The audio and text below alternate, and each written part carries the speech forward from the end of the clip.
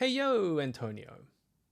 If there's one thing that we can all agree on, it's that children love iPads.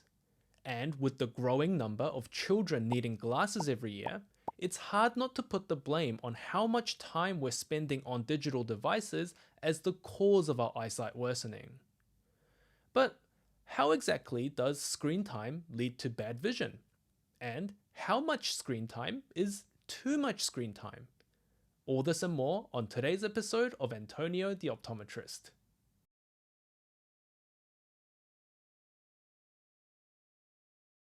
When children have their eyes tested, and it turns out that their eyesight has worsened, their parents always ask me this.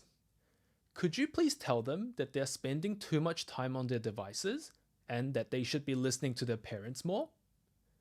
While for the most part, screens making the vision worse is true, I think it would be fair to highlight the evidence around why their vision is worsening, because screens alone don't paint the full picture. For us to understand this in detail, we first need to understand what myopia actually is. Myopia is a condition where the eyeball grows longer than normal, and as a result, the vision is out of focus. Things at a distance, such as the whiteboard at school, appear blurry, but things that are up close, like your desk, remain clear. Hence why it is called near-sightedness. In the case of myopia, glasses are often required to see things clearly, and the worse myopia gets, the stronger your glasses have to be. On average, myopia is expected to worsen up until about the mid-20s, and at that point, it usually stops. If this is uncontrolled and gets really bad during those years, we call that high myopia, and the risk of complications start piling up. So it pays to know how we can stop this from happening. Myopia is considered multifactorial, meaning that there are a lot of factors at play. But the main ones are these. 1. Genetics. 2. The amount of time spent doing near work, such as screen time. And 3. The amount of time spent outdoors. But let's take a look at each factor in a bit more detail and see how it all fits together. Imagine inheriting a recipe for eye growth. These are given by your parents. Your genes are the ingredients and they hold significant influence on myopia development.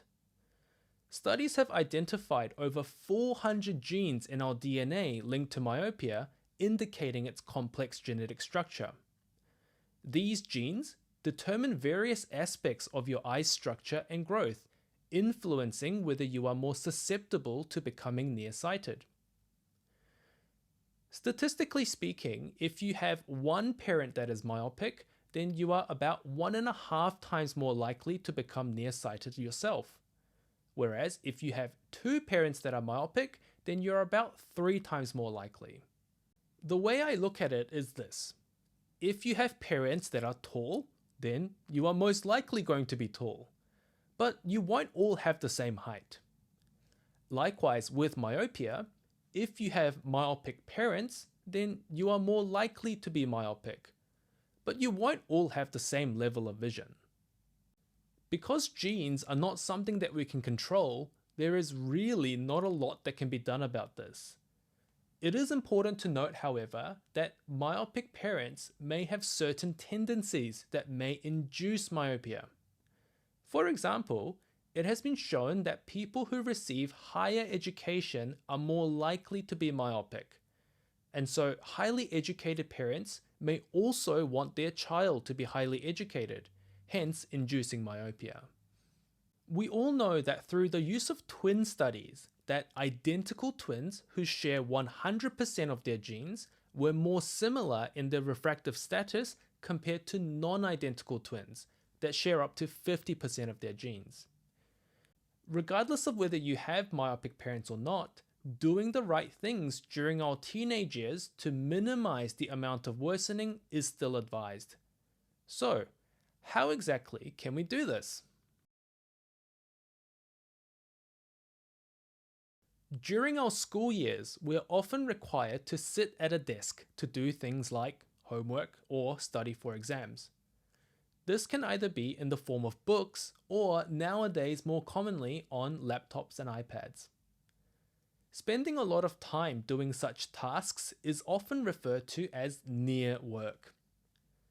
There is enough evidence to suggest that more near work leads to more myopia. Although no one is exactly sure why this happens, and some papers have even suggested that screen time has no significant impact on myopia progression. But it seems intuitive to me that reducing the screen time will help in minimizing further progression. The scientific community around myopia research is still unclear as to how much screen time is too much screen time. But for children under the age of 18, it is widely accepted that less is always better. The World Health Organization suggests that for children less than 1, screen time is not recommended at all. Instead, engaging in reading and storytelling with a caregiver is encouraged. Children between the ages of 1 and 2, screen time, whether it be watching TV, videos, or computer games, is still not recommended. Whereas from the age of 2, screen time should be limited to no more than 1 hour, although less is always better. The same goes for children between the ages of 3 and 4. Screen time should be no more than 1 hour. Again, less is better. The Australian guidelines recommend no more than 2 hours of screen time between the ages of 5 and 17.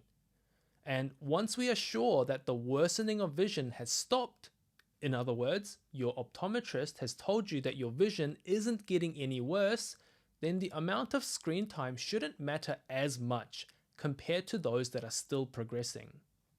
From the available literature, there still appears to be some debate as to whether screens alone are the main cause of the eyesight worsening. And the conclusion is that further research is still required before we can be absolutely certain. But one thing we know for sure is that reducing screen time is always the safer option. Spending time outdoors has been shown to be one of the most effective ways of preventing myopia from occurring. A meta-analysis published in 2017 showed that spending an average of 10 hours a week outdoors reduced the risk of incident myopia by about a half. In other words, the more time children spent outdoors, the less likely they were to be nearsighted. For children that were already nearsighted, increasing their time spent outdoors showed a limited effect in slowing down myopia. But a few studies were able to show that increasing outdoor time significantly reduces how quickly myopia can worsen. For example, in 2010, the Taiwanese government introduced the 10-10 Outdoor 120 program, where school children were encouraged to spend at least 2 hours outside every day, and it showed a significant reduction in myopia progression since its introduction. The graph you are seeing now is the percentage of school children in Taiwan whose eyesight worsened year by year. You can see that since the introduction of the program, the number of kids who needed new glasses as a result of their eyesight worsening had significantly diminished.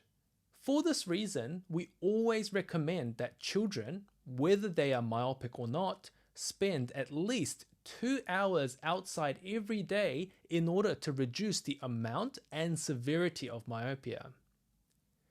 In 2019, a study from the Netherlands showed that children who spent more time outdoors and spent less time doing near work showed a significantly smaller risk of developing myopia. And so the general consensus seems to be that reducing near work and increasing outdoor time is the best we can do to minimize myopia progression. For parents that are concerned with how much time their children are spending in front of their devices, I would say that spending more time outdoors is probably going to be a better solution in delaying worsening eyesight. because when you're outdoors, you're less likely to be doing near work anyway. Although there are studies to suggest that spending more time on our devices don't significantly impact the progression of myopia, we can all agree that it's certainly not going to make it better. So, reducing screen time is always the safest option. For those that are wanting to slow down myopia more than what reducing near work and increasing outdoor time can do, then there is the option of myopia control, which has shown some pretty promising results over the years. And I think this topic deserves a video on its own, so stay tuned for that because I will be covering it. But for now, the summary is this. Yes, screen time is not good for the eyes, but instead of simply reducing our use of screens, I think it would be much more effective to simply go outside and embrace the sunlight. The amount of light exposure indoors is simply not enough to compare with the amount of light found outdoors, even on a cloudy day. So grab a pair of sunnies, slap on some sunscreen, and get some fresh air. But that just about wraps up today's video. If you learned something new, or at least found something useful, then yay, thumbs up to you. If you want to thumbs up back, then they'll be greatly appreciated. Subscribe if you haven't already, and I'll see you in the next video.